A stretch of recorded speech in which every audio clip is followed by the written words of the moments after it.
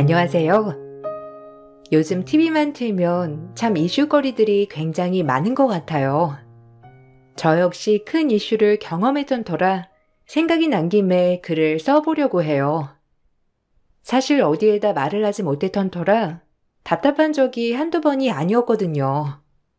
제 나이 38살, 굉장히 늦은 나이에 결혼을 했어요. 열심히 공부하고 졸업하고 사회에 나가선 사회 구성원으로 일을 하다 보니 결혼할 새도 없이 나이만 먹었었죠. 남들은 결혼했다, 애 낳았다 했지만 전 그러면 그럴수록 더욱더 일에 매진하려고 노력했어요. 제 직업은 치과 의사였고 33살 어린 나이에 개원을 해서 그때 당시가 5년차 원장이었습니다. 딱히 비혼주의는 아니었던 터라 좋은 남자를 만날 날만 기다렸고 마침 운동을 할 겸 헬스장에 가서 남편을 만나게 되었어요. 저의 PT 트레이너로 말이죠. 회원님은 근육만 조금 키우시면 괜찮을 것 같은데 운동을 굉장히 열심히 하시네요. 정말 멋지세요. 일하면서 운동까지 악자같이 하기란 쉽지가 않은데 하루도 안 빠지고 매일 헬스장에 오시는 거 보면 진짜 대단하신 것 같아요. 마음먹은 건 뭐든 끝장을 봐야 직성이 풀리는 성격이거든요. 또 선생님이 워낙 잘 가르쳐 주시니까 열심히 해야죠. 처음엔 트레이너로 만났다가 운동을 오래 하면서 사랑이 싹 텄습니다. 잘생긴 외모와는 달리 순박한 모습들이 저를 사로잡았어요. 저보다 5살이나 어렸던 남편이었고 그렇기 때문에 아직 자리를 잘 잡지 못한 상태였어요. 늘 다정하고 자상한 남편을 절대 놓치고 싶지 않다는 생각이 들어 결혼을 결심하게 되었습니다. 남편 또한 어리지만 책임감 하나는 훌륭했고요. 그래도 이렇게 결혼해서 살고 보니 너무 좋다. 결혼은 진짜 모든 사람들한테 강력 추천이야. 우리 행복하게 살자. 내가 더 능력이 있었으면 좋았을 텐데. 당신한테 염치가 너무 없어. 이 집도 그렇고 내 헬스장도 차려주고 진짜 고마워. 아니야, 돈이 뭐가 중요해. 당신이 이렇게 변치 않는 마음으로 한결같은 게 더 중요하지. 이런 건 부담 갖지 마.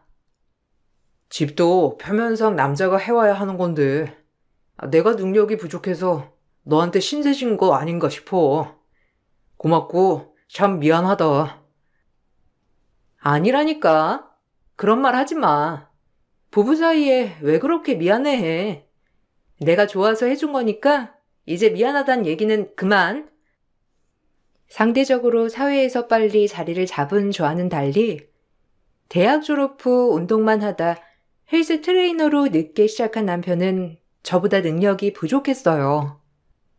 그러기 때문에 결혼을 준비할 때 제가 많은 비용을 부담했었고 제 치과와 가까운 곳에 신혼집을 얻게 되었어요. 그리고 마침 치과 건물 2층 자리에 임대가 싸게 나왔기에 남편이 홀로 자립할 수 있는 헬스장까지 차려주게 되었죠. 물론 그 모든 매출 관리는 제가 한다는 전제하에 차려준 것이에요. 그런 저를 시댁에선 참 많이도 고마워했어요. 우리 대빈이가 너를 만나서 얼마나 잘 풀리는지 몰라. 내가 며느리 하나는 정말 잘 얻었지. 치과 의사에 우리 대빈이 앞날까지 탄탄대로이니 정말 말해 뭐해. 고맙다 우리 며느리. 다달이 용돈까지 챙겨주고 내가 요즘 살맛나 진짜. 아니에요. 제가 할 수 있으니까 해드리는 거죠. 부모님 없이 할머니랑 단둘이 살아서 이런 가족의 품이 너무 좋아요. 그래, 날 엄마라고 생각해. 우리 안타까운 며느리. 부모 없이 어쩜 이리 잘 자랐을까? 진짜 대단한 것이야. 내가 네 든든한 울타리가 되어줄게. 시작은 미약했지만 끝은 창대하리라 라는 말처럼 지금은 네가 이렇게 많은 것을 가정에 기여하지만 내가 나중에 너 일 안 하고 집에서 푹 쉬게 해줄 거야. 나만 믿어. 아무리 연하라도 믿을만 하지? 그래. 듣기만 해도 진짜 든든하다. 고마워. 그렇게 말해줘서. 근데 너무 무리하지 마. 나도 좋아서 하는 거니까. 어렸을 적 부모님의 부재로 저의 외할머니가 저를 지금까지 길러주셨고, 제가 결혼하기 몇 해 전 돌아가셨어요. 그래서 그런지 돈보다는 가족의 따뜻한 품이 가장 그리웠고, 이 돈을 다 벌어서 뭐하나라는 생각을 가장 많이 했답니다. 더더욱 베풀 수 있는 가족이 생긴 것이 저에겐 더할 나위 없는 기쁨이었고요.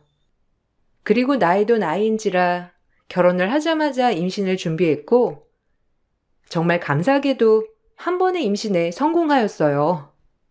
세상을 다 얻은 기쁨이었고, 아이를 낳았을 때도 정말 벅차 올랐답니다. 사랑스러운 공주님이랑 여보랑 이렇게 평생 알콩달콩 살 수 있어서 너무 좋다. 우리 앞으로 행복하게 살자. 고마워. 나한테 이런 기쁨 느끼게 해줘서. 당신 만나서 이렇게 된 거야. 항상 외로운 인생이라고 생각했는데, 가족들이랑 그리고 이렇게 예쁜 딸까지. 당신 아니었으면 절대 못 느껴봤겠지? 진짜 벅차다. 너무 고마워. 내가 더 잘할게. 갑자기 하는 말이라 좀 당황스럽지만 그래서 그런데 헬스장 좀 늘려야 할 것 같은데 옆에 임대 싸게 내놨더라. 확장할까? 갑자기? 지금 그냥 운영하는 거 괜찮은데 왜? 너무 욕심부리다가 큰일 나. 작게 하는 것도 괜찮지. 요새는 1인 PT샵으로. 아니야. 이왕 하는 거 좀 더 규모 좀 키우고 싶어. 아이도 태어났는데 아빠가 엄마보다 더 능력을 갖춰야 떳떳하지. 아이를 낳고 조리원에 있을 때 남편이 저에게 헬스장을 확장하고 싶다고 하였지만 전 딱히 내키지 않더라고요. 지금도 괜찮은 매출에 꽤 잘 되고 있는 헬스장이어서 그런지 욕심 같아 보였거든요. 그래서 남편을 잘 타일러 조금 보류하자고 하였답니다. 그리고 아이를 낳으니 남편과 더 끈끈해진 것 같은 마음이 들어 더욱더 행복했어요. 그리고 일하랴 육아하랴 정말 손살 같은 3년이 지났어요. 그리고 저희에게 일어나서는 안 되는 일이 일어나고야 말았답니다. 남편의 하나밖에 없는 여동생이 그만 갑작스럽게 뇌출혈이라 남편의 하나밖에 없는 여동생이 그만 갑작스럽게 뇌출혈이와 전신마비가 되고 말았던 거예요. 정말 희박한 확률로 저희 집에 이런 일이 발생하고 말았어요. 아, 어떡해. 저 어린 게 이제 평생 전신마비라고 하니 엄마도 불쌍하고 쟤도 불쌍하고 진짜 어쩌면 좋아, 여보. 아, 어떻게 그런 일이 있어? 아가씨가 얼마나 건강했는데. 아니, 일단 내가 빨리 귀국해야겠다. 어떻게 해, 어머님. 내가 옆에서 챙겨드려야지. 지금 엄청 정신 없으실 거 아니야. 어쩌냐, 자기도 그렇고. 내가 당장 한국으로 갈게. 그래야 할 것 같아. 자기가 와봤자 변하는 건 없어. 그냥 일정 다 소화하고 와. 소희는 내가 잘 돌볼게. 지금 우리도 정신이 없어서 꼭 출장 끝나고 와. 알겠지? 당신 지금 오면 엄마랑 내가 더 미안해. 당신 일 무리 없이 진행 다 하고 천천히 와서 얘기하자. 한 달이 걸리는 출장이었던 터라 늦게나마 한국에 귀국할 수 있었고 만만치 않게 들어가는 비용 때문에 어머님의 판단하에 집에 누워있는 시누이를 보게 되었습니다. 마음이 정말 착잡하고 안 좋았어요. 게다가 하염없이 눈물만 흘리는 어머님을 보고 있자니 마음이 참 찢어지더라고요. 정말 좋으신 분이었기 때문에 왜 이런 사람들한테 이런 일이 일어나나 싶은 것이 원망스러웠어요. 아유, 어떡하니. 재활이다 보다 한두 푼 드는 것도 아니라는데. 아유, 애가 아픈데 이런 걱정하고 있는 나 자신이 정말 싫어. 그럴 수 있죠. 어머님이 현실적인 거예요. 누가 어머님한테 돌을 던지겠어요. 그리고 어머님, 저 있잖아요. 저랑 소희 아빠랑 열심히 벌어서 아가씨 병원비 댈게요. 그래도 아가씨 꼭 살리고 봐야죠. 너무 걱정 마세요. 우리 가족이잖아요. 말이라도 너무 고맙다. 우리 며느리 아니었으면 아마 정말 절망스러웠을 거야. 넌 이 집안의 복덩이야. 정말 고마워. 자기 동생처럼 여겨줘서 너무 고마워. 늘 우리 때문에 자기가 쉴 틈이 없네. 나도 열심히 회원수 늘려볼게. 신우의 병원비와 간병비, 그리고 재활 치료비까지 사실 제 벌이가 그때 당시 굉장히 많았음에도 불구하고 우수수 새나가기 시작했어요. 그래도 하나도 아깝지 않았습니다. 저에게 가족이란 울타리를 만들어준 사람들이고 남편의 여동생이면 제 동생이나 마찬가지였기 때문에 당연히 뒷바라지는 해야 한다고 생각했으니까요. 사실 제가 남편과 결혼했을 때도 아가씨는 학생이었기 때문에 그에 따른 학비와 용돈을 제가 부담하고 있었어요. 그것을 참 고마워하던 신우이였는데 안타까웠어요. 언니, 제가 나중에 꼭 보답할게요. 돈이 다가 아니지만 이렇게 언니가 저를 챙겨주고 동생처럼 여겨주셔서 고마워요. 아유, 아니에요, 아가씨. 이 동생이면 제 동생이나 다름없죠. 아가씨는 공부만 열심히 해요. 그동안 돈 때문에 하고 싶은 학업도 하지 못했다고 들었거든요. 아가씨한테 어떻게 들릴진 모르겠지만 제가 할 수 있는 한 최선을 다하고 싶어요. 아, 어떻게 오빠가 언니 같은 사람을 만났을까요? 진짜 고맙습니다. 우리 가족은 정말 언니한테 잘해야 돼, 평생. 항상 신우이를 만나면 이렇게 얘기해주곤 했는데 이런 신우이가 갑자기 병상에 누워있다니 기가 막혔죠. 그렇게 몇 년이 걸릴지도 모르는 투병 생활이 시작되었어요. 처음엔 집에서 간병사를 두고 병간호가 시작됐지만 나중엔 요양병원으로 옮겨 치료를 받게 되었습니다. 전 아무래도 혼자 운영하던 병원이니 주 6일째 근무를 해야 했기에 현실적으로 잘 찾아가지 못했고 딸이 그나마 이야기를 많이 해주어 좋았답니다. 부쩍 말도 많이 늘어 꼭 남편과 어디를 갔다 오면 저에게 신랄하게 설명을 잘 해주었거든요. 한참 보고 배운 것을 그대로 따라하는 딸이어서 그런지 얘기를 해도 참 재미있게 해주었어요. 고모는 좀 어때? 아직도 할머니 많이 우시지? 소희가 할머니 힘내라고 옆에서 파이팅 기운 드렸어? 아마 할머니는 소희 기운 받아가시면 엄청 좋으실걸? 다음번에 할머니 만나 뵈면 꼭 할머니 안아드리고 힘내라고 전해드리자. 응, 근데 할머니도 막 많이 웃고 아빠도 웃었어. 할머니 안 울었는데? 오늘은 떡갈비도 먹고 아빠 친구가 장난감도 사줬어. 어? 장난감? 아빠 친구라니? 아빠 친구랑 같이 고모 만나러 갔었어? 당신 친구랑 아가씨 병문안 갔었던 거야? 지혜 친구야. 지혜 그렇게 됐다고 하니까 한 번도 못 가본 것 같다고. 같이 가야겠다고 하는 거야. 그래서 간 거지 뭐. 하긴 그렇겠다. 그 친구들도 얼마나 놀랬을 거야. 우리도 이렇게 놀랬는데. 어쩌냐. 그 친구도 놀랐겠다. 뭐 그렇지. 그래도 본인이 제일 힘드니까 우리가 열심히 케어해 봐야지. 당신이 이렇게 뒷바라지 해주니까 고맙지 뭐. 남편의 말에 그럴 수도 있겠다고 생각을 했어요.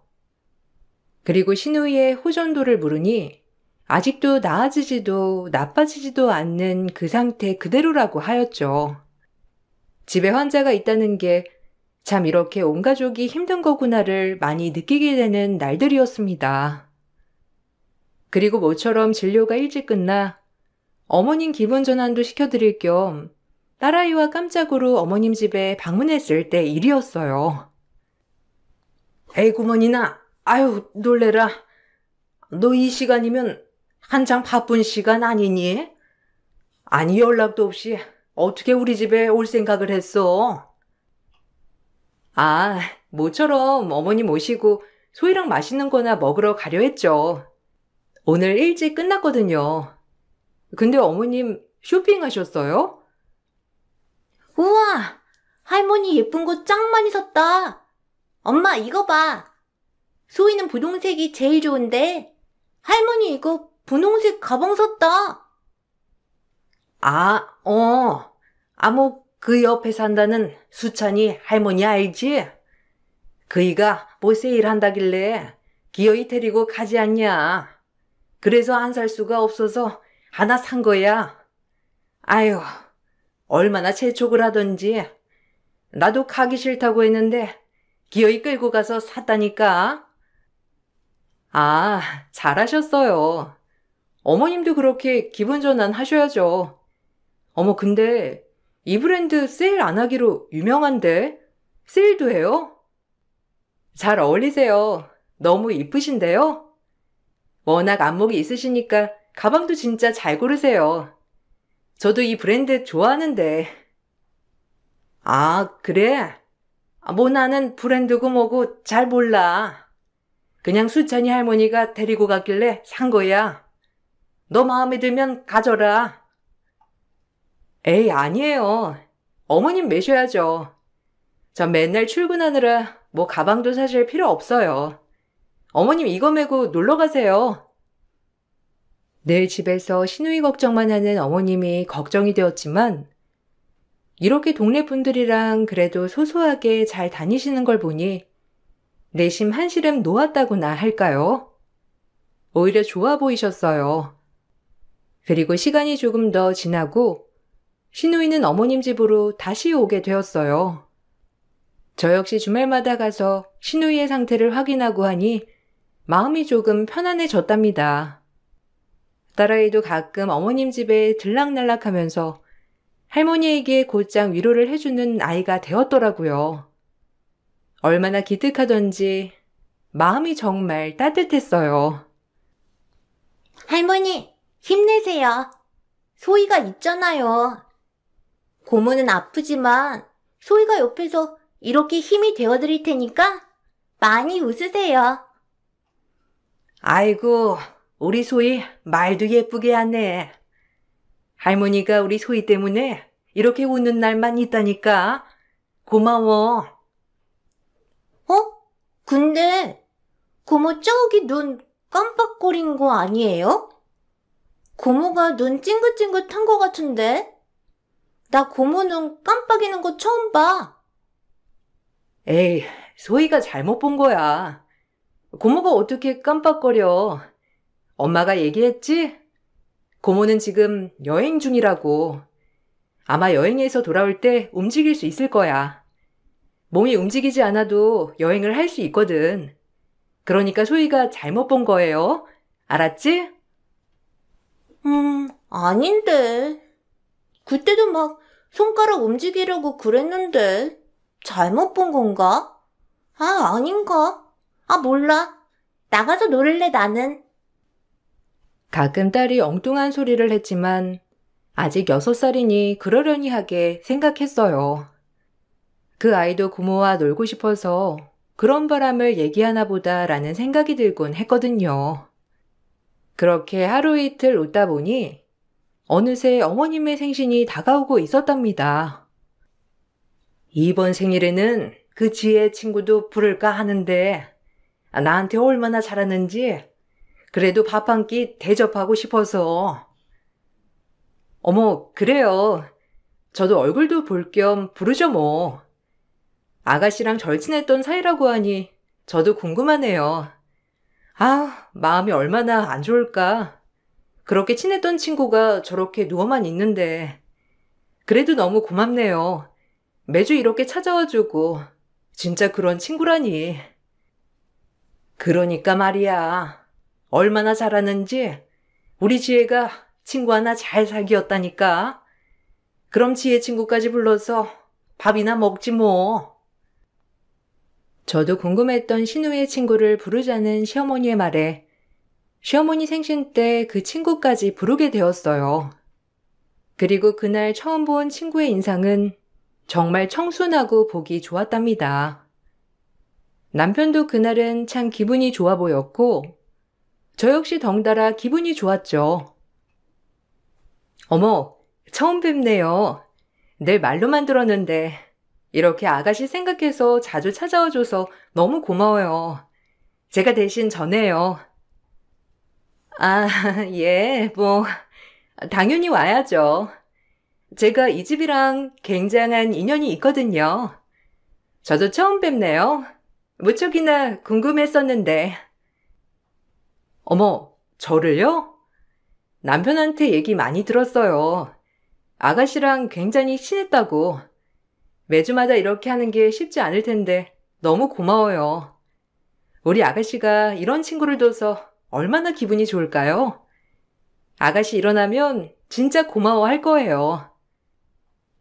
아, 그렇죠. 저희가 보통 인연은 또 아니거든요. 그나저나 어머님, 왜 제가 사드린 스카프 안 매셨어요? 그게 뭐 좀 덥기도 하고 그래서 나중에 매마. 그래도 네가 보는 안목이 있어서 참 예쁘더라고. 어머, 스카프 그거 아가씨 친구분이 선물한 거예요? 어머님이 사셨다고 하길래 그런 줄 알았는데 잘 어울리시더라고요. 그냥 이런저런 설명하기 복잡해서 그렇게 말한 거야. 나중에 맬게. 소희 엄마는 이상한 오해 안 해도 된단다. 왜요? 제가 가방도 사드렸잖아요. 어머님은? 그것도 혹시 모르셨어요? 어머님 취향은 제가 참 잘 안답니다. 어머, 그래요? 어머님 저한테 가방이나 스카프 말씀하시지. 저도 쇼핑하는 거 좋아하는데 나중엔 제가 사드릴게요. 아무튼 고마워요. 우리 어머님 내가 챙겨드렸어야 했는데 이렇게 챙겨주고. 그래서 참 고맙네요. 앞으로는 제가 해드릴게요. 아니요. 저랑 인연이 깊으신데 제가 해드려야죠. 언니랑은 얼마 안 됐지만 전 지혜랑 안세월부터 굉장히 오래됐답니다. 얘는? 아유, 어쨌든 두 사람이 날 그렇게 챙겨준다고 하니까 너무 기쁘네. 알겠어. 고맙다. 아무리 친한 사이라고 하지만 아가씨가 저렇게 누워있는데 시어머님께 스카프며 이것저것 선물한다는 것도 조금 이상했지만 그걸 숨기려고 하시는 시어머니도 좀 이상하게 느껴졌어요. 그래도 그냥 워낙 막역한 사이니 그럴 수도 있겠다 싶었습니다. 그리고 다 같이 둘러앉아 밥을 먹으려고 하는데 그래도 어머님 생신이니 아가씨 침상을 끌어와서 같이 축하 파티를 하였죠. 하지만 그날 저희 집은 난리가 나고 말았어요. 가족 모임 식사 중에 6살 내 딸이 3년째 전신마비 신우를 가리키며 한마디를 하였거든요. 고모는 왜 이모한테 발가락 끄실 써? 그때도 그러더니 지금도 그러네? 엄마, 이것 봐. 고모 움직인다니까? 내 말이 맞지? 깜짝 놀란 제가 식탁을 뒤엎자 순간 시댁 전체가 발칵 뒤집히고 말았답니다. 예고하지 않고 식탁을 뒤엎자 신우이의 친구가 제 남편에게 발가락 수신호를 보내고 있었던 거예요. 드라마에서나 보던 상간 남녀가 하던 행동을 말이죠. 순간 잘못 본 것 같았어요. 이게 뭐 하는 짓들이야? 아가씨 친구분이라고 해서 아무 말 않고 넘어가려 했는데 지금 내가 본 거 뭔지 당장 설명해. 아니, 얘, 네가 뭘 봤는지 오해한 거야. 얼른 제대로 설명해, 너. 얘, 좀 진정하고 앉아서 얘기하자, 응? 흥분 좀 가라앉혀. 어머님도 이제 좀 그만하세요. 저도 숨어 지내는 거 못하겠네요. 네, 보시는 그대로예요. 저랑 오빠랑 꽤 오래된 사이이고 잠깐 헤어졌을 때 당신 만나 결혼한다고 하더라고요. 그리고 지혜 이렇게 되면서 다시 만나기 시작한 거예요. 내가 먼저였다고, 당신보다. 원래가 대빈 오빠 내 거였어. 알아? 이제 숨어서 만나는 것도 지긋지긋해. 오빠가 설명해봐. 너 뭐라는 거야? 여보, 사실 아니야. 얘가 나 쫓아다녔던 거야, 막무가내로. 지혜 친구라서 어쩔 수 없이 만났던 거야. 그러게, 얘가 뭐라니? 도대체, 얘, 너 말이면 단 줄 알아? 우리 며느리가 오해하잖아. 너 말 똑바로 해. 너 오해하지 마. 아, 됐고요. 일단 분위기 파악 다 했으니까 나중에 얘기하시죠. 지금은 아가씨가 움직인 게 더 쇼킹이니까요. 그리고 전 일단 가장 급한 119에 전화를 하여 신우이를 병원으로 옮겼어요. 그리고 놀랍게도 신우이가 반응을 보인다고 의사 선생님께서 말해주었죠. 딸아이가 했던 말들이 모두 사실이었던 거예요. 전신마비인 신우이가 서서히 몸을 조금씩 움직이기 시작했습니다. 그리고 전 그 여자가 했던 말을 그냥 넘어갈 수가 없겠더라고요. 제가 생각했던 완벽한 가정이었기에 이 가정이 깨짐과 동시에 사실 버틸 수가 없었거든요. 그리고 그동안 제가 남편에게 줬던 돈들은 모두 상간녀에게 들어가고 있었습니다. 언니도 알 건 아셔야죠. 사실 전 오빠랑 못 헤어져요. 우리 굉장히 오래된 사이기도 하고 언니랑 결혼만 안 했어도 언니 자리는 제 자리였을걸요? 어머님도 저 못 내치세요. 알아온 세월이 엄청 오래됐거든요. 그냥 언니랑 소희만 빠져주면 돼요. 굉장히 당당하구나. 한 번도 의심을 한 적이 없어서 정말 몰랐는데. 그래 뭐, 그럴 수도 있겠지. 과거 없는 사람 어디 있겠나. 그런데 그 과거가 현재까지 이어진다? 절대 그냥 못 넘어가. 너랑 남편, 그리고 이 모든 사실을 알고도 방관한 어머님까지 다 가만 안 둘 거니까 그리 알아. 내 남편 지금에야 대단해 보이겠지? 이것저것 네가 원하는 거 다 사주고 헬스클럽 대표에 얼마나 멋있어 보였겠니? 네가 보기에. 근데 그거 다 내가 이뤄준 거라는 건 알아? 두고 봐. 맨몸으로 쫓겨나서 손가락 빨고 살아봐. 그리고 내 남편 너 가져. 안 하시오. 결혼 생활 때 한눈판 남자 뭐가 아쉽겠니? 네가 그렇게 원했으니 어디 한번 데리고 살아봐. 당당한 상간녀의 태도에 눈물 한 방울 나오지 않았어요. 사실 부모님을 잃고 할머니까지 잃었던 저로서는 이번 일에 대해서는 눈물 흘릴 거리도 안 된다고 생각했거든요. 그저 내가 어떻게 처신하면 되는지를 해결할 부분이었죠. 그리고 전 마음을 추스를 겨를도 없이 곧장 변호사 상담을 받았고 더 알아볼 필요도 없이 이혼 소송을 진행하게 되었어요.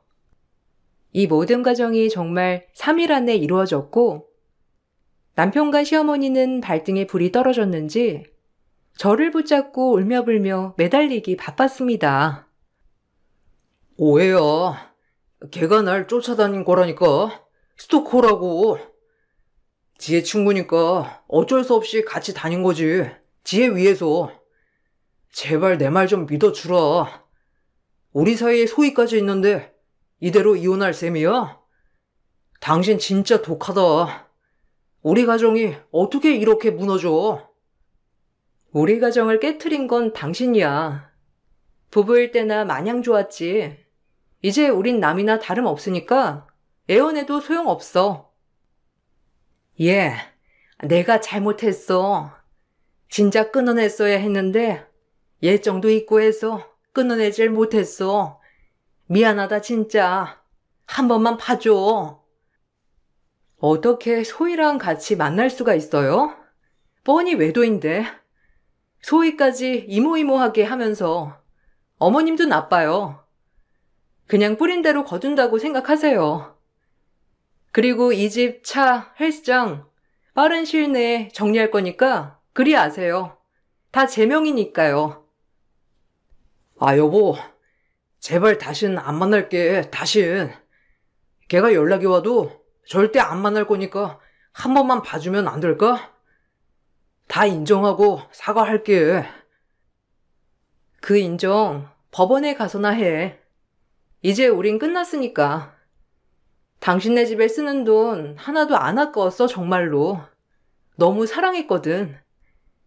근데 사람 천성 절대 변하지 않을 거라는 거 잘 알아. 그래서 지금 힘들어도 이렇게 끊어내는 게 맞다고 생각해. 짐 싸가지고 나가. 예, 잘 생각해봐라. 내가 더 잘할게. 다 이 늙은 엄마가 처신 못해서 생긴 일인데 우리 태빈이만은 받아주면 안 되겠니? 아니요, 똑같죠. 저한텐 누가 먼저 시작했건 그저 똑같아 보여요. 다른 것도 아니고 한눈 판 거는 절대 용서 안 할 거야. 이혼 소송이 시작되었고 그쯤 신우이는 점차 빠른 회복을 이어갔습니다. 그리고 시간이 지남에 따라 조금씩 어눌하지만 말도 할 수 있었고요. 신우이는 아무 잘못이 없길래 그래도 딸아이와 간간히 병문안도 가고 했어요. 그리고 어눌한 말로 얘기하였는데 그 말을 듣고 참 놀랍기도 하고 고맙기도 하고 많은 생각이 공존했어요. 고마운 마음이 더 컸지만 말이죠. 그 나쁜 년 어떻게 됐어요? 아주 악질이에요. 내가 가만 안 두려고 했는데. 어머, 아가씨도 알고 있었어요? 하긴 의식은 있는데 전신이 마비된 거니까요. 아가씨 미안해요. 저 오빠랑 이혼해요.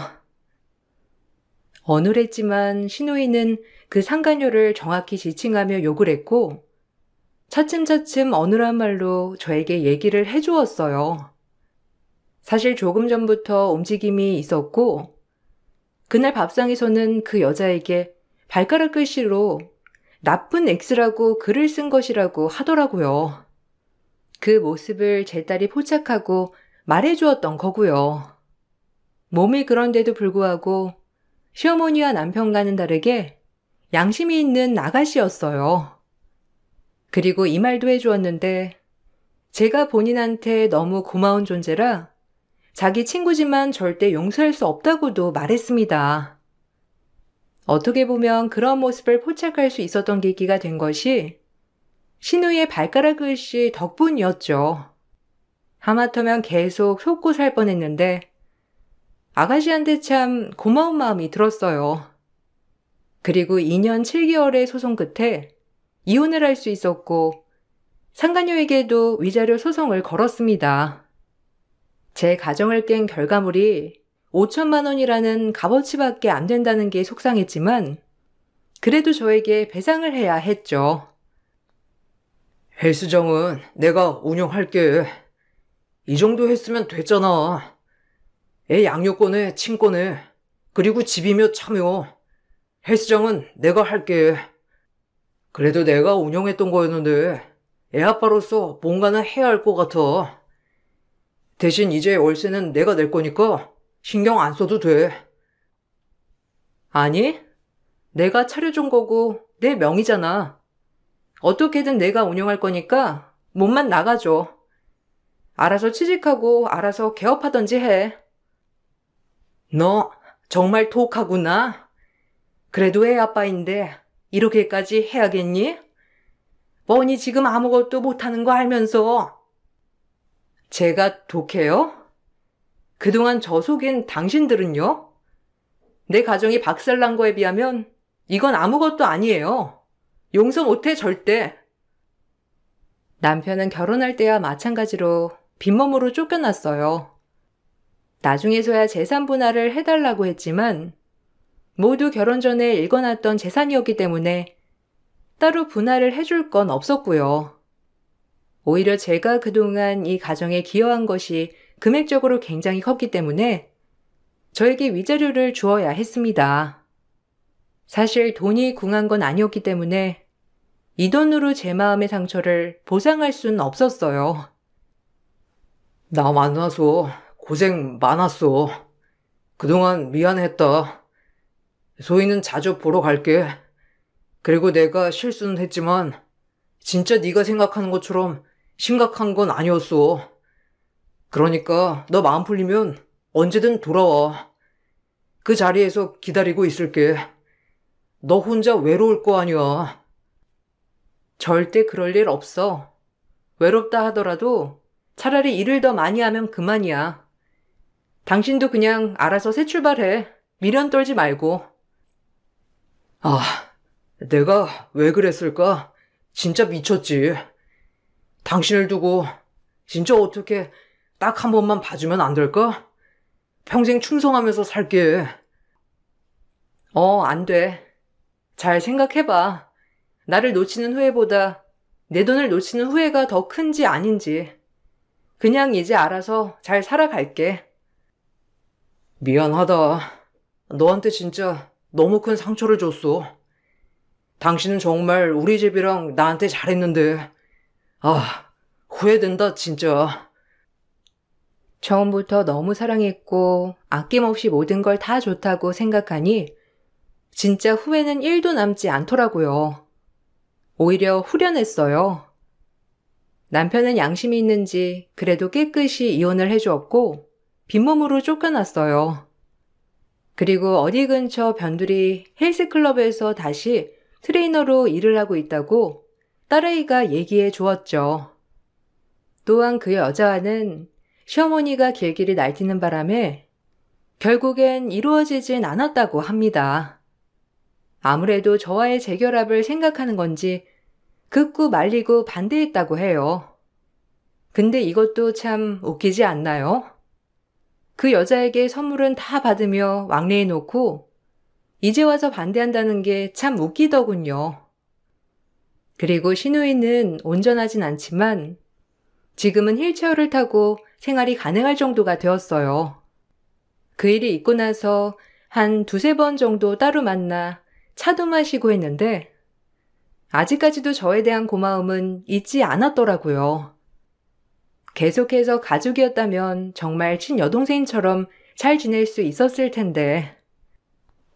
언니, 참 고마웠어요.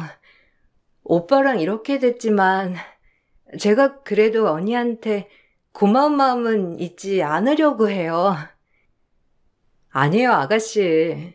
이렇게 무사히 몸 건강한 것만으로도 제 마음이 더 편안해지네요. 참, 사람 일 모른다고, 그렇죠? 그래도 언니 덕분에 병원비나 학비나 말도 못하죠. 정말 신세 많이 졌어요. 염치 없는 오빠나 엄마만 아니었어도. 괜찮아요. 그래도 우리 소희가 옆에 있잖아요. 오빠 아니었으면 소희가 세상에 없었겠죠. 전 원망보다 행복이 더 커요. 뭔가 아쉬운 마음이 들기도 했어요. 이혼한 지 약 4년이 채 안 되게 흘렀는데 아직도 시어머니는 저에게 가끔 문자를 하십니다. 아직까지도 미련의 끈을 놓지 못하고 계신 거죠. 전 지금 정말 잘 지내고 있어요. 이혼을 하고 이제 남자를 다시는 못 믿을 것 같았지만 이제 좀 쉬엄쉬엄 일하면서 딸과의 시간을 많이 보내려고 페이닥터를 두었었는데 페이닥터가 개원을 하는 와중에 도움을 주다가 가까워졌어요. 그래서 지금은 조심스럽게 잘 만나고 있는 상태랍니다. 딱 지금이 가장 행복한 것 같아요. 딸아이와 오손도손 살면서 저를 위해주는 사람도 있으니 말이에요. 남에게 제 이야기를 꺼낸 적이 없어서 주절주절 말이 많았지만 그래도 이렇게 털어놓고 나니 참 속은 시원하네요. 들어주셔서 감사해요. 제 이야기는 여기까지랍니다. 좋은 하루 보내세요. 안녕하세요. 저는 한 집안의 가장으로서 최선을 다하고 책임감 있게 열심히 살아가는 30대 중반 남자입니다. 제 직업은 아파트 건설 현장에서 일을 하고 있으며 벌써 6년 차가 되어갑니다. 그전에는 젊은 나이에 아내와 함께 식당 일을 같이 했었는데 생각했던 것보다 좋은 결과가 오지 않아 결국 지금의 현실을 맞이하게 되었죠. 그래도 최선을 다해 살아온 만큼 후회는 없습니다. 아내와는 벌써 10년의 결혼 생활을 이어가고 있는 중입니다. 서로 20대에 만나 열심히 살아보겠다고 앞만 보며 쉬지 않고 달려온 것 같습니다. 아내와 살면서 딱 하나 문제가 있다면 장모님과 저와의 사이가 별로 좋지 않아서 그동안 생활하는데 많은 어려움이 있었어요. 장모님께서 저를 싫어하시게 된 이유는 아마 식당을 폐업하게 되면서 저에 대한 실망을 많이 하게 된 것 같았죠. 다시 그때로 돌아갈 수만 있다면 아마 아내와 함께 식당은 하지 않았을 것 같습니다. 장모님과 좋은 관계 유지하면서 잘 지내고 싶은 마음에 열심히 하는 모습을 보여준다면 어느 정도 마음을 돌릴 수 있을 거라 생각했었는데 여러 가지로 어려움이 많았습니다.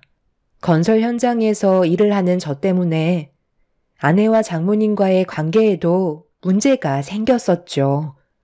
식당이 잘 운영됐었더라면 장모님의 사랑을 한 몸에 받으면서 잘 지낼 수 있었을 텐데 현실은 그게 아니니 저 또한 정신적으로 버티기가 힘들더라고요.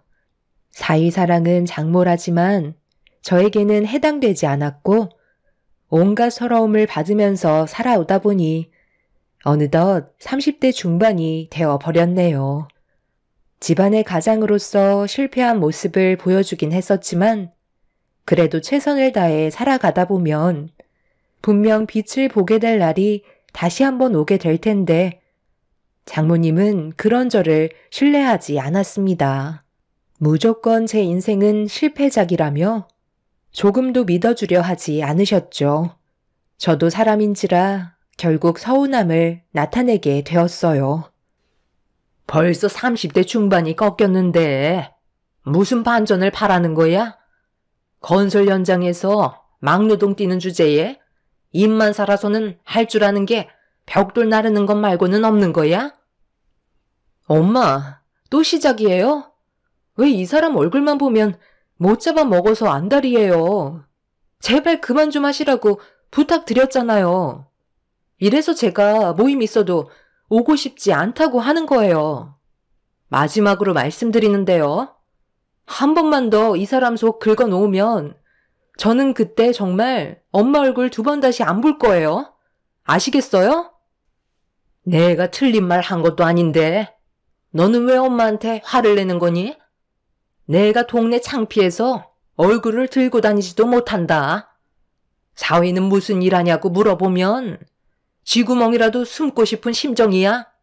다른 집안 사람들은 어디서 좋은 사위를 구했는지 죄다 법조인의 의사 집안이거나 아니면 몇십억대 매출을 올릴 정도로 큰 사업을 하는 사위들 뿐인데 거기에다 대고 내 사위는 건설 현장에서 막노동이나 뛰는 일당직 벽돌쟁이야 라고 어떻게 얘기하니?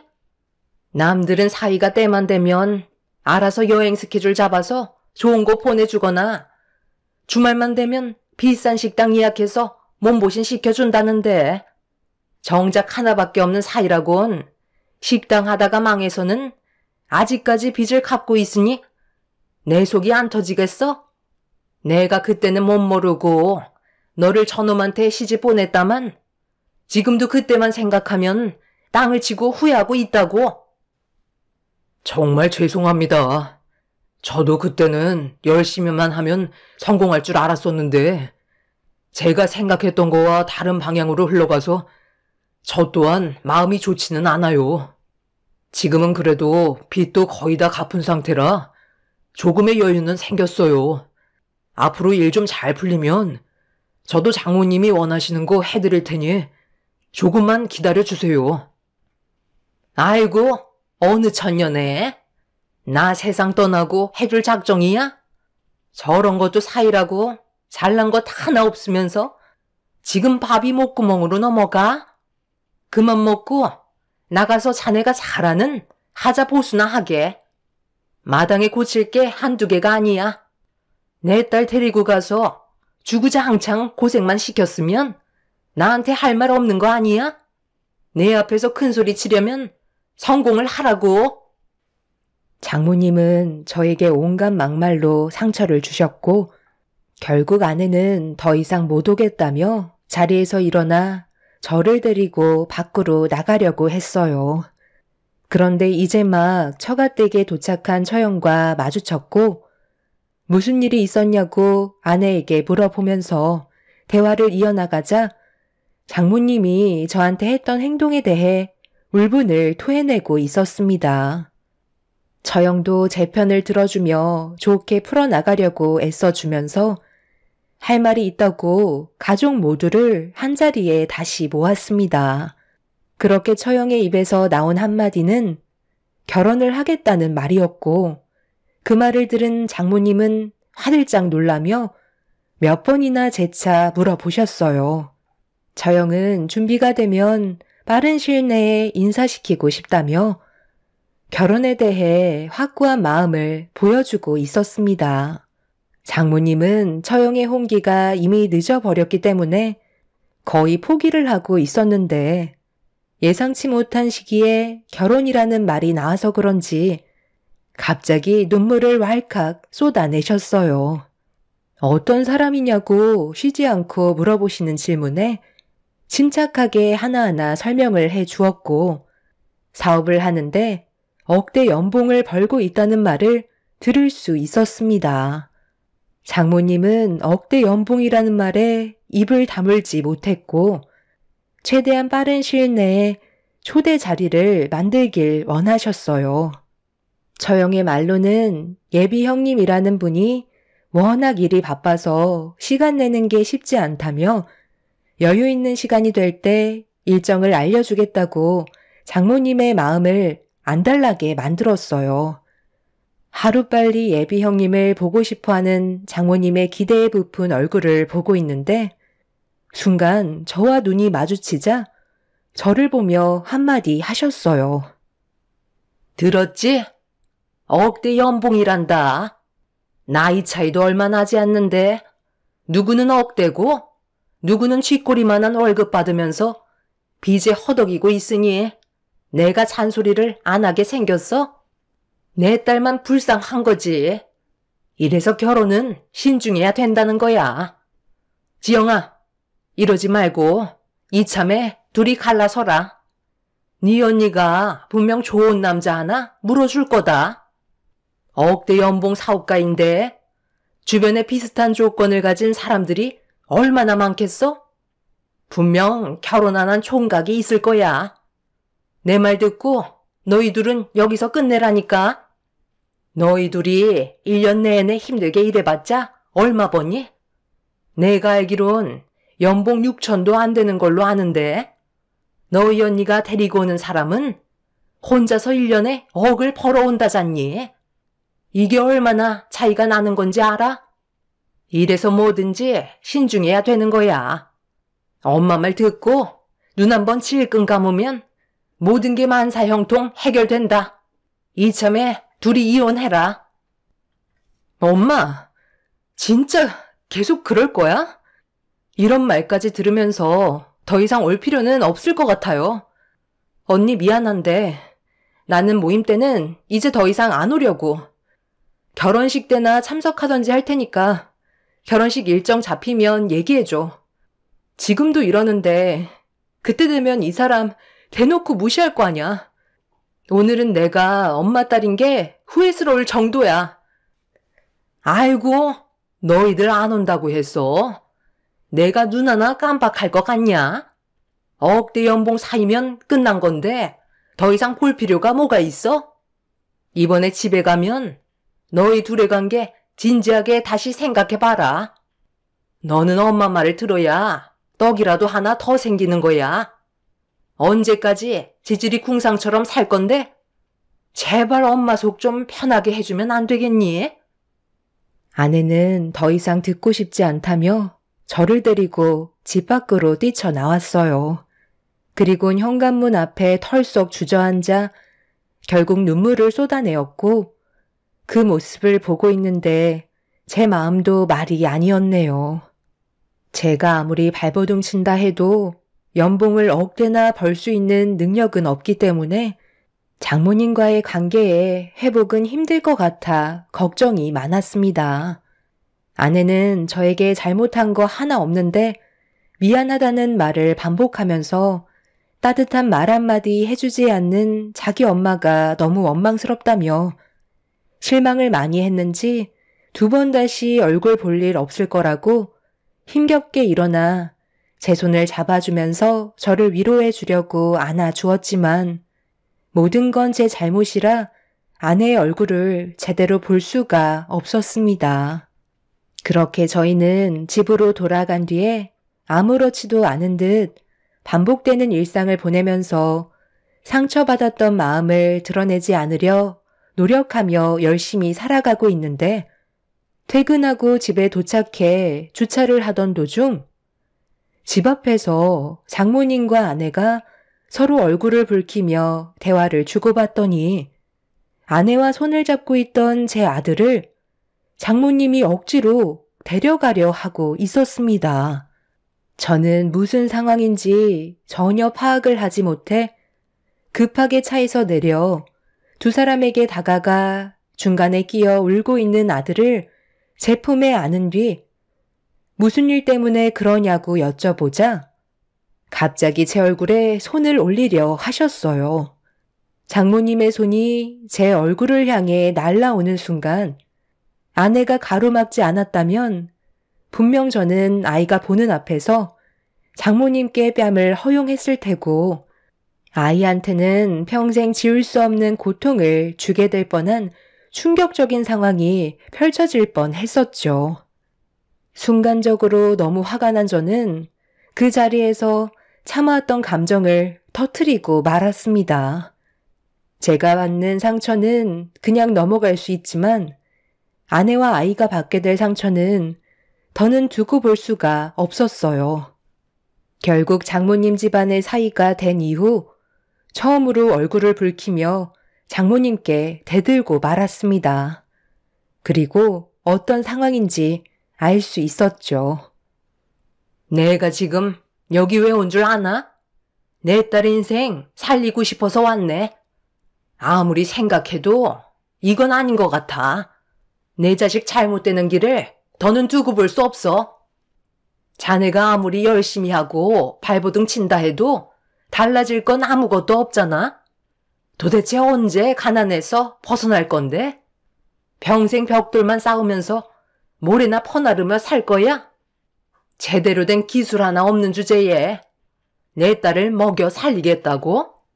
내가 너 같은 놈한테 왜 시집을 보냈는 줄 알아? 처음에는 젊으니까 패기가 있어서 같은 또래들보다 철 좀 든 것 같아 네가 성공할 줄 알았다. 그런데 쉬지 않고 허우적만 거리고 있지. 실속은 하나도 없는 실패작에 불과했어. 불량품은 반품하는 게 맞는 거야. 내 딸이 뭐라는 줄 알아? 너랑 똑 닮은 자식 때문에 이혼은 절대 못하겠단다. 그래서 내가 둘 사이를 갈라놓으려고 손자를 데려가겠다고 하니까 절대로 안 된다는데 어쩌겠어? 힘으로라도 해결 봐야지. 그때 마침 자네가 나타난 거야. 어쩔 거야? 이혼할 거야, 말 거야? 나는 내 딸을 다시 데려갈 테니 너는 네 자식 데려가라. 그리고 우리 이제 그만 엮이는 게 좋을 것 같다. 한 번뿐인 내 딸 인생 절대 망치고 싶지 않다고. 애지중지하며 힘들게 키워냈는데 너한테 시집간 이후로 고생만 하고 있잖아. 내 눈에 흙이 들어와도 내 딸은 데려가지 못할 테니까 너희들은 하루라도 빨리 정리하고 각자 인생 살아가도록 해라. 왜 이렇게까지 하시는 건데요? 저희는 지금 행복하게 잘 살아가고 있고 열심히 하다 보면 좋은 날은 분명 찾아올 거라고요. 그때까지 기다려주시는 것도 힘든 거예요? 저도 다 계획이 있는데 장모님이 이러실 때마다 저도 사는 게 너무 괴로워요. 제가 힘들게 꾸려온 가정이고 지영이는 제 아내입니다. 엄마, 이제 우리 정말 그만하자. 나 더 이상 엄마 딸로 살고 싶지 않아. 내가 엄마 딸이었던 것처럼 이 사람도 가족이 있고 시부모님한텐 많은 사랑을 받으면서 살아온 귀한 아들이라고. 그런데 엄마한테 이런 취급받은 거 보면 마음이 어떻겠어? 엄마가 하는 행동 똑같이 내가 시부모님께 받는다고 생각해봐. 기분 좋을 것 같아? 나는 남자가 능력만 있다고 해서 좋은 건 아니라고 생각해. 입에 풀칠만 해도 가정을 행복하게 이끌어갈 수 있는 그런 사람이 제일 중요한 거라고. 엄마 딸로 태어난 게 너무 후회스럽고 앞으론 나에겐 엄마는 더 이상 없다고 생각하며 살아가려고. 그게 우리 가족을 지키는 일이고 행복한 삶을 살아갈 수 있는 유일한 선택인 것 같아. 우리 이사하기로 결정했어. 그러니 2번 다시 내 앞에 나타나지 마세요. 아내는 울면서 그동안 쌓아왔던 감정을 토해냈지만 장모님은 듣지 않았어요. 무조건 저와 아내의 사이를 끊어내기 위해 거침없는 모습을 보여주셨습니다. 이미 아내는 장모님과의 관계를 더 이상 좋게 해결할 수 없을 것 같다고 판단했는지 막말을 퍼붓고 있는 장모님께 등을 보였어요. 저에게 더는 들을 필요 없다며 아이와 저를 데리고 집으로 들어가려 하자 장모님은 절대로 해선 안 될 충격적인 일을 저지르고 말았습니다. 저희가 들어가려는 사이 장모님은 저에게 달려들었고 제 아내와 이혼하라며 결국 제 머리채를 잡아챈 뒤 사정없이 흔들으셨어요.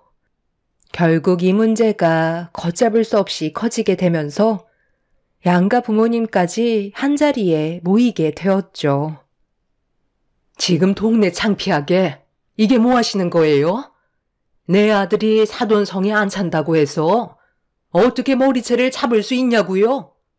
제가 며느리 머리채 잡고 쥐잡듯이 막대했으면 좋겠어요? 어른이 어른답지 못하면 그만큼 대우를 못 받는다는 거 몰라요?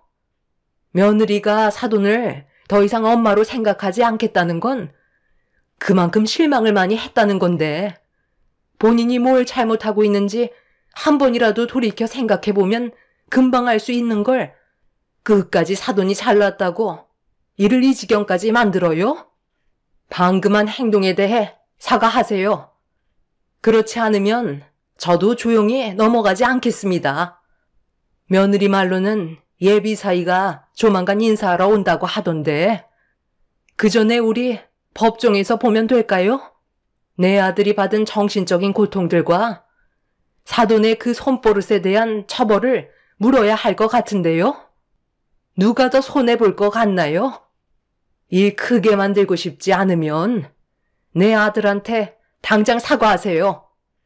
그리고 2번 다시 그렇게 하지 않겠다고 확실하게 얘기하세요. 그렇지 않으면 저는 더 이상 지체하지 않고 지금 바로 사돈의 행동에 대해 처벌을 가할 겁니다. 이런 집안이라는 걸 예비 사이가 알게 된다면 억대 연봉은 물 건너 갈 것 같은데요? 장모님은 그날 처음으로 난감한 얼굴을 하고 있는 모습을 볼 수 있었습니다. 장인어른께서 몇 번이나 죄송하다며 고개를 숙였지만 저희 부모님께서는 정작 당사자의 말은 조금도 듣지 못했다면서 저한테 확실하게 사과하라고 더 크게 분노하는 모습을 보여주셨어요.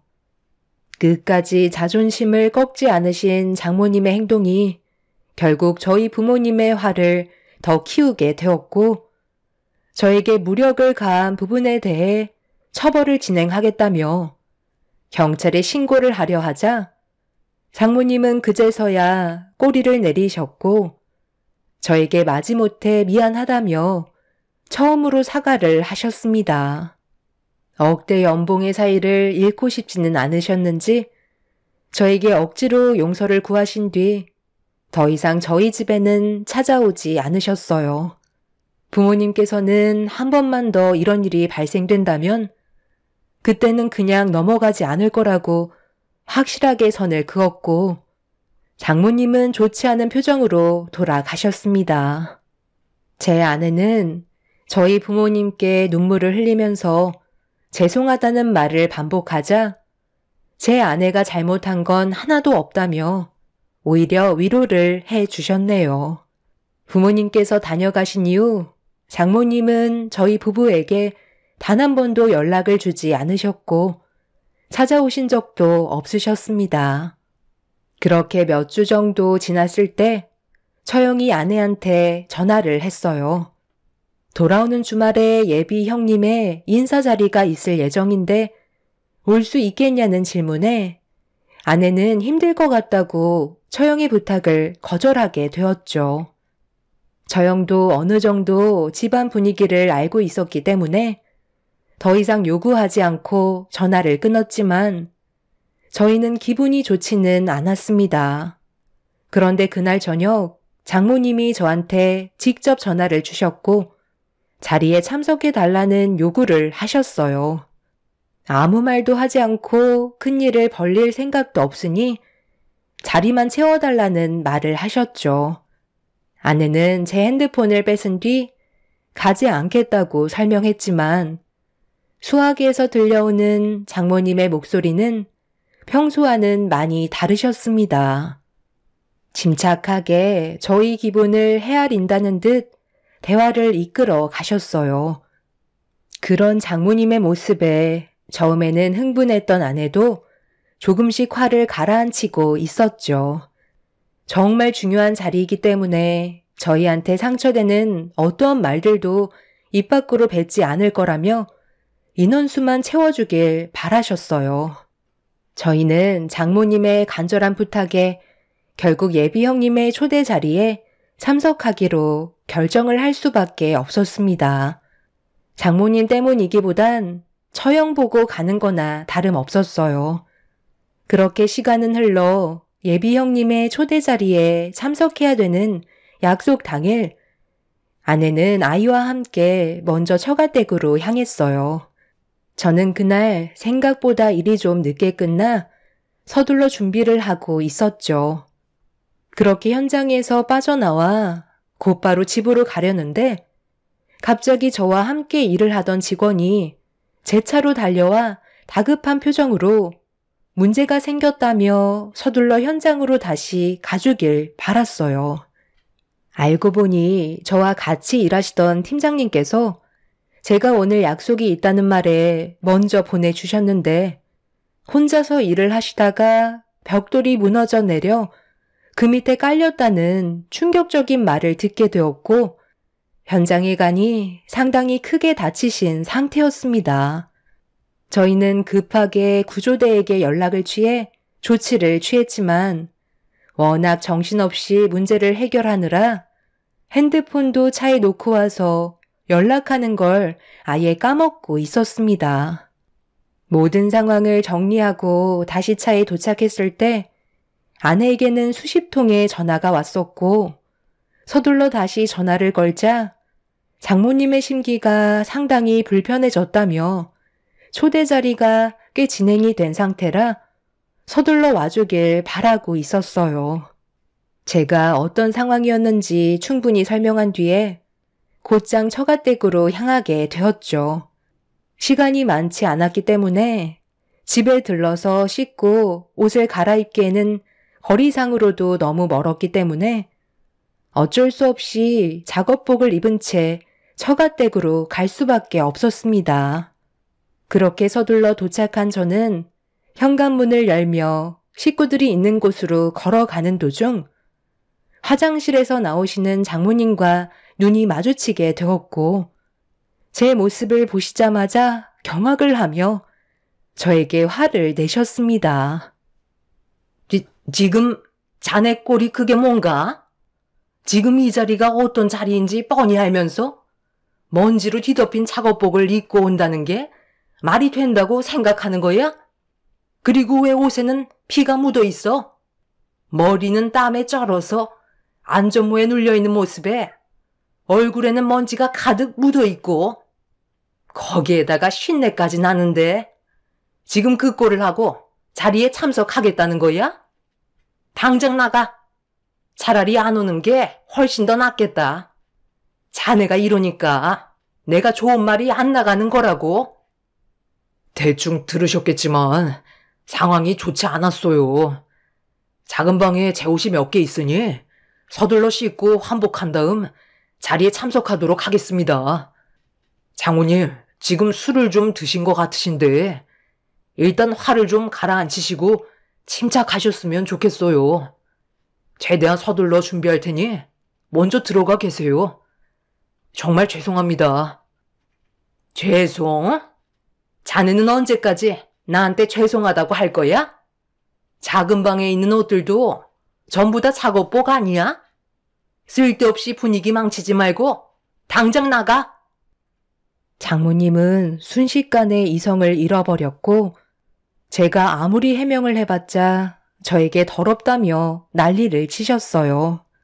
장모님의 목소리가 커지자 주방에 있던 식구들이 전부 다 현관 쪽으로 걸어왔는데 제가 일부러 집안 망신시키려고 작정했다며 갑자기 뺨에 손을 올려 붙였고 순간적으로 집안의 공기는 정적이 흘러버렸네요. 한쪽 뺨으론 성이 안 차셨는지 반대쪽 뺨까지 올려 붙이셨고 아내는 비명을 지르면서 장모님을 밀친 뒤 먼지투성인 제 얼굴을 어루만지며 괜찮냐고 넋이 나간 저를 살피고 있었습니다. 장모님은 저에게 당장 나가라며 난리를 치셨고 처형이 도대체 왜 그러냐고 장모님을 진정시키려 했지만 이미 술을 한 차례 드신 상태셔서 그런지 이성의 끈을 놓아 버리셨어요. 그런데 갑자기 주방에서 소리를 지르며 다들 그만하라고 주방 테이블을 손으로 내리친 예비 형님이 현관문 쪽으로 걸어 나왔고 모두가 예비 형님을 바라보고 있는데 터벅터벅 걸어 나오시더니 장모님 앞에 떡하니 멈춰 섰어요. 당황한 표정으로 예비 형님의 분위기를 살피던 장모님이 왜 그러냐고 어색한 말투로 한마디 하는 순간 갑자기 예비 형님이 장모님의 뺨을 올려 쳤고 너무 놀란 가족들은 입을 다물지 못했습니다. 이분이 누군지 알고 지금 뭐라고 그러는 거야? 막노동하면 그런 취급해도 된다는 거야? 내가 만약에 보잘것없는 놈이었으면 똑같이 행동했었겠네? 나는 억대 연봉을 받고 있으니까 대우받는 건 당연한 거고 막노동하면 쓰레기보다 못한 취급을 해도 된다는 거야? 이거 놔! 나는 이런 인간 같지도 않은 분을 장모님으로 모시고 싶지 않아. 저런 분이 있기 때문에 우리가 따뜻한 집에서 살 수 있는 거라고. 억대 연봉인 나를 사이로 얻고 싶으면 당장 무릎 꿇고 사과하세요. 내가 어떻게 이 자리까지 왔는지 알아? 우리 아버지가 건설 현장에서 밤낮 가리지 않고 막노동하셔서 힘들게 벌어모으신 돈으로 지금의 나를 만들어 주셨다고. 예비 형님은 술을 얼마나 많이 마신 건지 이미 눈에는 초점을 잃은 상태였어요. 문제는 장모님이 저한테 보였던 행동이 예비 형님을 분노하게 만들었는지 제어가 되지 않을 정도로 집안을 난장판으로 만들어 버렸습니다. 온갖 물건을 전부 다 집어 던졌고 처형이 정신 차리라며 진정시키려 했지만 예비 형님을 막을 수 있는 사람은 아무도 없었어요. 장인어른과 제가 가까스로 방 안으로 밀어 넣은 뒤 난리를 치는 예비 형님이 진정될 때까지 문고리를 잡고 한참 동안 버티고 있자 그제서야 모든 상황은 진정이 되었습니다. 난장판이 되어버린 집안과 예비 형님이 장모님의 머리채를 잡아 흔들어 버려서 넋이 나간 상태로 주저앉아 있었고 방문을 열었을 땐 예비 형님은 세상 모르고 자고 있었네요. 아내는 정신이 나간 장모님을 방 안으로 모신 뒤 저희는 집안 정리를 끝낸 다음 예비 형님이 깨어날 때까지 자리를 지키고 있었습니다. 그렇게 아침이 밝아오자 그제서야 눈을 뜬 예비 형님은 무슨 일이 있었는지 알지 못하는 듯 본인이 왜 처가댁에서 자고 있는지 상황 파악을 하지 못하고 있었습니다. 장인어른께서 전날에 있었던 일에 대해 설명을 하자 전혀 기억을 하지 못하고 있더라고요. 알고 보니 과거에 예비 형님이 자기 아버지가 처가 식구들한테 저와 비슷한 대우를 받는 걸 몇 번이나 목격했었는데 그게 평생 지울 수 없는 기억으로 남아 자신도 모르게 잘못된 행동을 저지른 것 같다며 저희가 알지 못했던 아픈 기억이 있었다는 걸 알 수 있었습니다. 하지만 너무 큰 일을 저질러 버린 상황이라 돌이킬 수 없다는 걸 본인도 알았는지 잘못된 행동에 대해서는 손해배상을 해주겠다며 누군가에게 전화를 하고 있었어요. 장인어른께선 결혼은 힘들 것 같다고 얘기하자 예비 형님이었던 그 사람은 본인의 잘못을 인정하고 있었습니다. 장모님은 상당한 충격을 받았는지 예비 형님을 만나주려 하지 않았고 처벌을 원하는 것보다는 손해배상 쪽으로 피해받은 부분들을 해결하셨어요. 알고 보니 예비 형님은 술만 먹으면 손버릇이 안 좋기로 회사 내에서도 입소문이 자자했었어요. 처형이 술을 좋아하지 않기 때문에 그런 모습은 보여준 적이 없어서 몰랐었지만 장인어른과 술잔을 주고받다가 주량을 넘어서면서 본인의 이성까지 잃게 되는 상황이 발생된 거였죠. 이런 일이 자주 있었는지 변호사가 직접 찾아와서 모든 걸 알아서 처리해 주었고 그렇게 억대 연봉이었던 예비 형님과의 인연은 끝이 나게 되었습니다. 그날 이후 처형은 2번 다시 남자를 만나지 않고 있는 중입니다. 그리고 저희는 지금까지 처가댁에 발도 붙이지 않고 있지만 반대로 장모님이 사위는 저 하나뿐이라면서 저희와 다시 인연을 만들어 가려고 노력하고 계세요. 이유는 제가 그동안 건설 현장에서 배운 노하우들로 사업을 차렸는데 정말 다행히도 운영이 잘 되고 있어서 억대 연봉은 아니지만 비슷하게는 맞춰 나가고 있는 중이네요. 저는 직원들과 함께 아파트 줄눈 시공과 방충망 설치, 그리고 에어컨 청소 설치까지 하다 보니 지금 현재 하루가 모자랄 정도지만 그래도 노력한 만큼의 대가가 뒤따르는 것 같아 매일 웃으면서 아내와 함께 행복한 삶을 살아가고 있는 중입니다. 장모님은 제가 꽤 많은 돈을 벌기 시작하면서부터 언젠가 성공할 줄 알았다며 인정을 해주시고 있지만 아내와 저는 그런 장모님의 가식적인 모습에 더는 속아 넘어가지 않기로 했어요. 지금은 전에 살던 집보다 조금은 넓은 집으로 이사를 했고 장모님과의 인연을 아예 끊어낸 상태입니다. 막노동을 한다고 해서 무시하시던 장모님과 더는 엮이고 싶지 않네요. 힘들게 다시 일어난 만큼 저희 가족이 언제나 꽃길만 걸었으면 좋겠어요. 제 사연 들어주신 분들께서도 여러 환경에서 지금의 가정을 위해 열심히 살아가실 텐데 항상 몸조심하시고 하시는 일이 무엇이든 원하시는 걸 꼭 이루시길 바랍니다. 감사합니다.